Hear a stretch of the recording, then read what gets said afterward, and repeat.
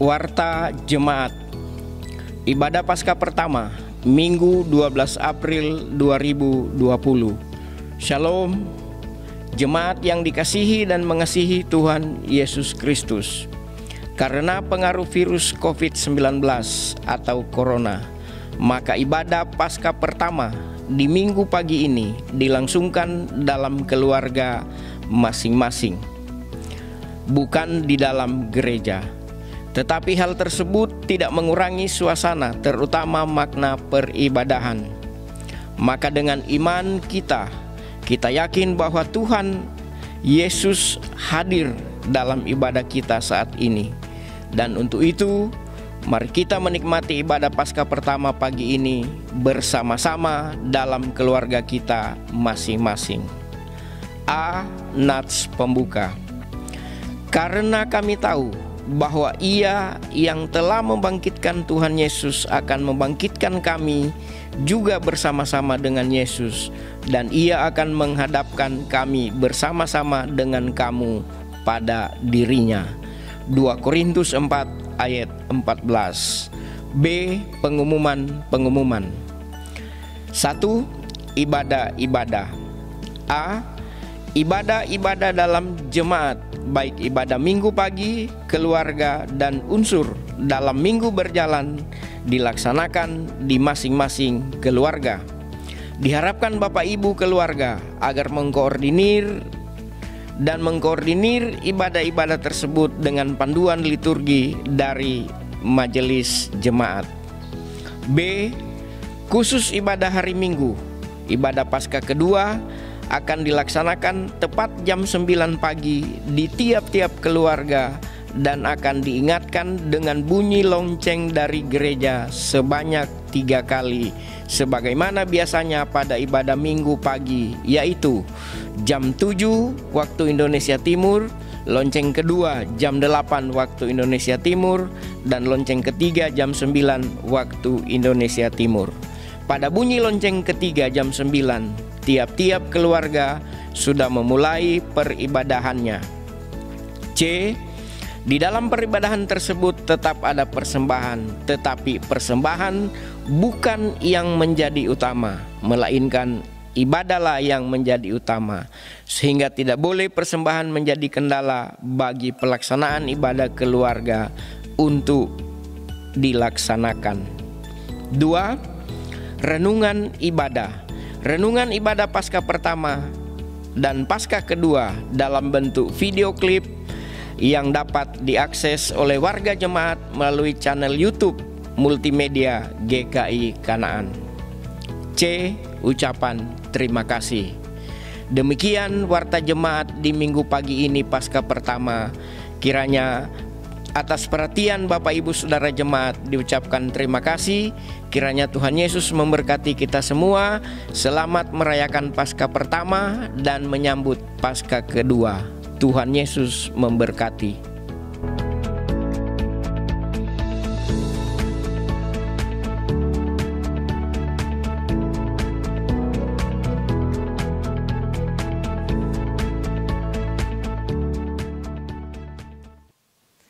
Shalom Bapak Ibu, Saudara-saudara jemaat yang Tuhan Yesus kasihi. Hari ini kita merayakan Paskah, peristiwa kebangkitan Tuhan Yesus Kristus. Tentu kita merasakan suasana perayaan Paskah kali ini sangat berbeda dengan perayaan Paskah di tahun-tahun sebelumnya. Oleh karena biasanya perayaan Paskah selalu disambut dengan begitu meriah, dengan berbagai kegiatan-kegiatan menyongsong Fajar Paskah. Ada kegiatan camping Paskah yang dilaksanakan oleh sekolah minggu.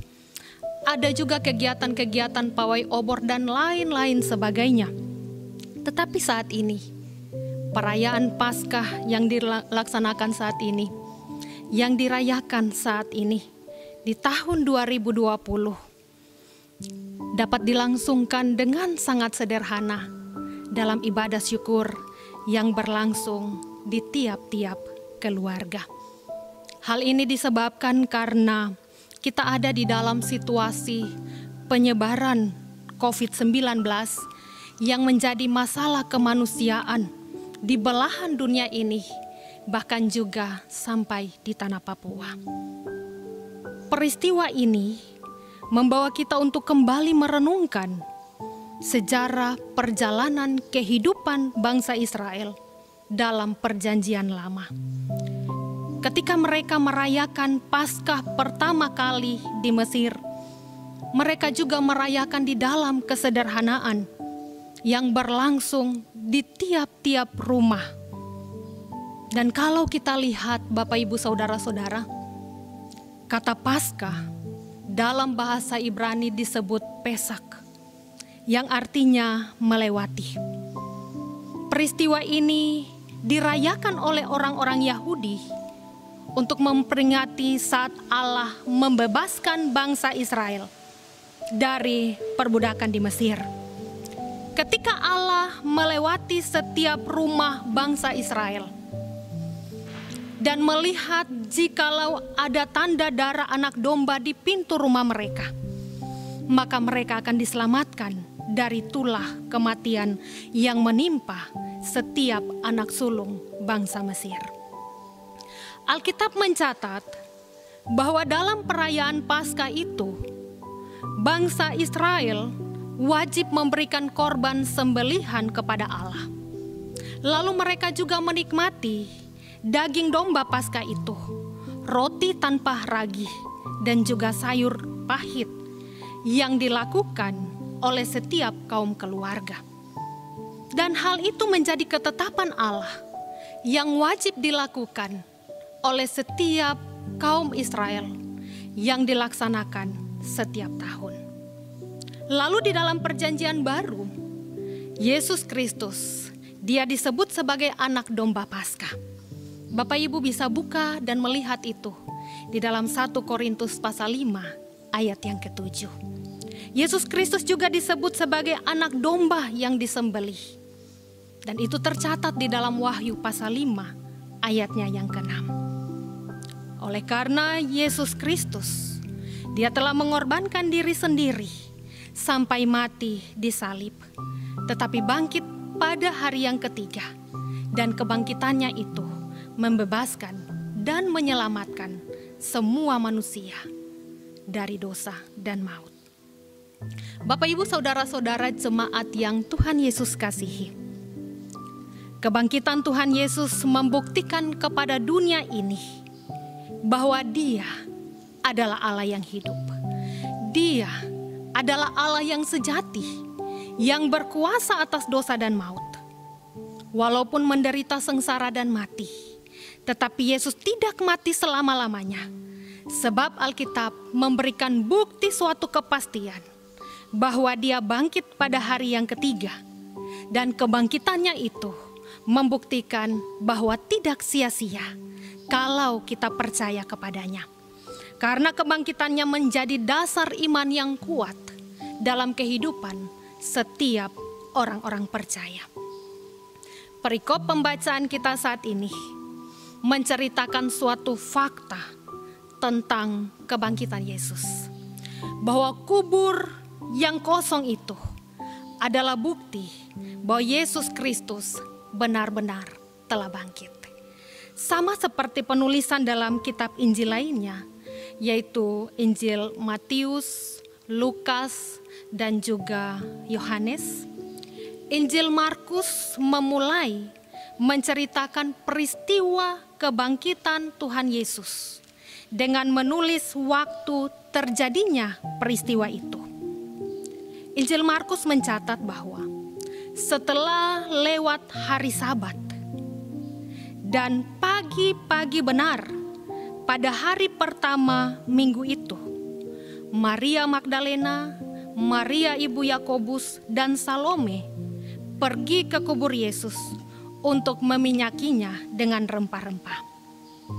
Dan mereka ini adalah saksi pertama yang menyaksikan bahwa Kristus itu telah bangkit. Hal itu terbukti ketika mendapati bahwa batu yang besar itu yang dipakai untuk menutupi kubur itu telah berguling. Pada bagian penulis Injil Markus ini, dia mencatat secara detail bahwa sulit untuk menggulingkan batu yang besar itu. Apalagi Bapak Ibu Saudara-saudara, kubur itu juga dijaga secara ketat oleh para penjaga. Dan hal itu ditulis dengan jelas di dalam Matius pasal 27 ayat 62 sampai 66. Sehingga hal ini mematahkan segala konsep bahwa mayat Yesus telah dicuri orang. Melainkan sesungguhnya dia telah bangkit. Dan hal itu membuktikan bahwa benar kubur itu telah kosong. Dan diceritakan pada bagian firman Tuhan, setelah kubur itu kosong, di situ ada seorang muda yang berpakaian putih yang berkata demikian, "Jangan takut, kamu mencari Yesus orang Nazaret yang disalib itu. Ia telah bangkit, ia tidak ada di sini. Lihat, inilah tempat mereka membaringkan dia." Dan Bapak Ibu Saudara-saudara yang Tuhan Yesus kasihi, penulis Injil Markus menyebutkan identitas orang itu sebagai orang muda yang berpakaian putih. Yang sesungguhnya oleh Matius menjelaskan bahwa orang muda itu adalah seorang malaikat. Ada beberapa hal menarik dari perkataan malaikat itu, antara lain sebagai berikut. Yang pertama, perkataan malaikat itu, "Jangan takut." Kalimat ini hendak mengingatkan kita bahwa kebangkitan Tuhan Yesus Kristus sesungguhnya memberikan suatu harapan baru di tengah-tengah situasi yang seakan-akan tidak lagi ada harapan ketika kehilangan sosok pribadi guru yang baik, Tuhan yang selama ini bersama-sama dengan murid-muridnya. Kebangkitan Kristus juga memberikan suatu sukacita, keberanian, damai sejahtera, dan bukan ketakutan untuk menghadapi segala situasi. Karena memang benar Yesus Kristus itu dia hidup dan berkuasa. Hal yang kedua, malaikat itu lalu berkata, "Dia telah bangkit, dia tidak ada di sini." Membuktikan bahwa perkataan Tuhan Yesus itu benar adanya dan perkataan Tuhan Yesus itu telah digenapi. Hal itu Bapak Ibu bisa buka di dalam Matius pasal 16 ayat 21 dan juga di dalam Injil Lukas pasal 9 ayat 22. Hal yang ketiga yang dapat kita simak dari perkataan malaikat ini, dia berkata, "Lihatlah, inilah tempat mereka membaringkan dia." Sebab biasanya sebagai manusia, seseorang akan lebih mudah percaya kalau telah melihat bukti. Dan hal ini membuktikan kepada semua manusia bahwa kubur itu telah kosong. Dan sampai saat ini kubur itu tetap kosong. Dan itulah fakta sejarah yang terjadi. Tidak hanya pada zaman itu, tetapi terjadi sampai saat ini. Dan hal yang keempat, dan ini adalah hal yang terakhir, perkataan berikut yang diucapkan oleh malaikat itu. "Tetapi sekarang, pergilah dan katakanlah kepada murid-muridnya, supaya pergi ke Galilea dan berjumpa dengan Yesus." Kalimat ini menjelaskan tugas mereka untuk menjadi saksi, supaya terus memberitakan kabar sukacita, kabar gembira ini kepada semua orang. Karena kabar gembira itu, kabar sukacita itu tidak boleh didiamkan, tidak boleh disembunyikan. Tetapi mereka diutus untuk menceritakan kebenaran yang telah dilihat, karena kebenaran itu harus disampaikan kepada semua orang. Dan kaum perempuan ini lalu merespon pengutusan itu dengan segera. Mereka tidak menunda-nunda waktu. Mereka tidak mencari-cari alasan. Mereka tidak mempertimbangkan segala hal. Tetapi mereka segera pergi memberitakan kabar sukacita bahwa kubur itu telah kosong. Mereka sampaikan kepada murid-murid yang lain. Bapak, Ibu, saudara-saudara jemaat yang Tuhan Yesus kasihi, ketika saat ini kita merayakan Paskah, maka hal yang perlu direnungkan adalah seberapa besarkah makna Paskah itu dalam kehidupan pribadi dan juga dalam kehidupan keluarga kita. Apakah peristiwa kebangkitan ini benar-benar dimaknai dalam hidup kita sebagai murid-murid Kristus? Sebab kalau Tuhan Yesus hidup, maka itu berarti bahwa kita selaku murid-muridnya menjadi lebih hidup di dalam iman, dan juga hidup lebih berarti lagi di dalam kesaksian bagi sesama. Perayaan Paskah adalah peristiwa penting yang harus dimaknai dengan sungguh-sungguh sebagai tolak ukur dalam memperbaharui iman, pengharapan, dan kasih untuk menghidupkan kembali semangat yang lemah. Meskipun di antara kita tidak ada seorang pun yang pernah melihat Yesus dengan mata jasmani, namun kuasa kebangkitannya selalu dapat kita rasakan di dalam hidup pribadi, di dalam hidup rumah tangga, bahkan juga di dalam persekutuan jemaat. Sehingga tidak ada hal yang perlu dikhawatirkan dan tidak ada hal yang perlu ditakutkan. Ingatlah perkataan malaikat yang berjumpa dengan kaum perempuan ketika mereka pergi ke kubur Yesus. Jangan takut karena Dia hidup. Hal ini juga memberikan harapan baru di dalam iman kita, memberikan sukacita, memberikan keberanian, memberikan damai sejahtera, dan bukan ketakutan. Kebangkitan Tuhan Yesus memberikan suatu kepastian tentang hari esok. Kebangkitan Tuhan Yesus juga menunjukkan bahwa Dia adalah Allah. Roma pasal 1 ayat 4. Dia adalah Allah yang berkuasa dan hidup di atas segalanya. Termasuk pula Dia berkuasa di atas segala pergumulan kehidupan kita saat ini. Entah itu pergumulan rumah tangga, entah itu pergumulan pekerjaan, entah itu pergumulan pendidikan anak-anak, entah itu juga pergumulan sakit penyakit yang kita alami sampai saat ini. Tetapi ingatlah, kita memiliki Yesus Kristus. Dia adalah Allah yang hidup, yang berkuasa di atas segala pergumulan kehidupan kita. Dan Dia juga yang berkuasa di atas masalah kemanusiaan penyebaran COVID-19 yang mengguncang dunia saat ini.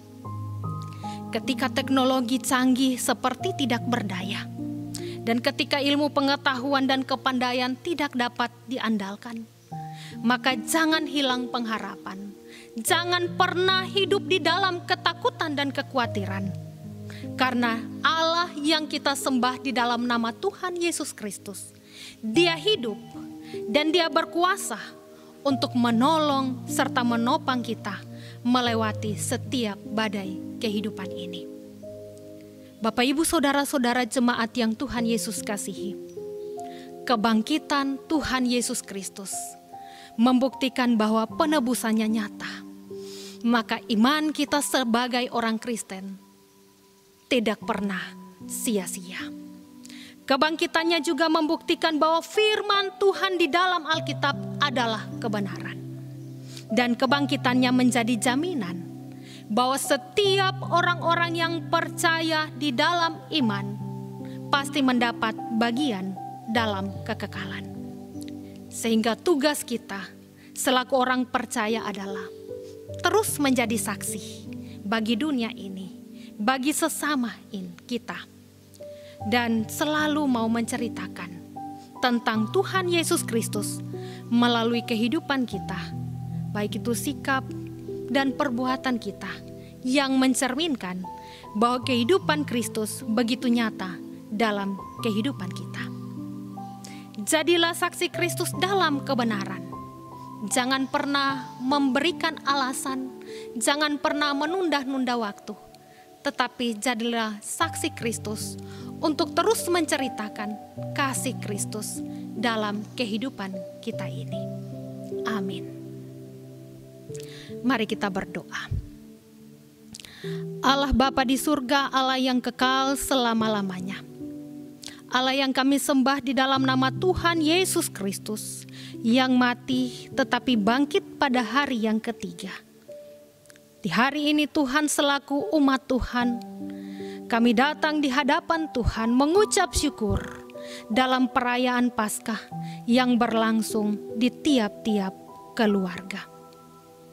Kami telah membaca dan merenungkan kebenaran firman Tuhan, dan biarlah Roh Kudus-Mu Tuhan memberikan hikmat bagi kami, menguatkan iman kami, supaya kebenaran firman yang telah kami renungkan ini benar-benar tertanam di dalam batin kami secara pribadi dan dalam berbagai situasi yang kami alami.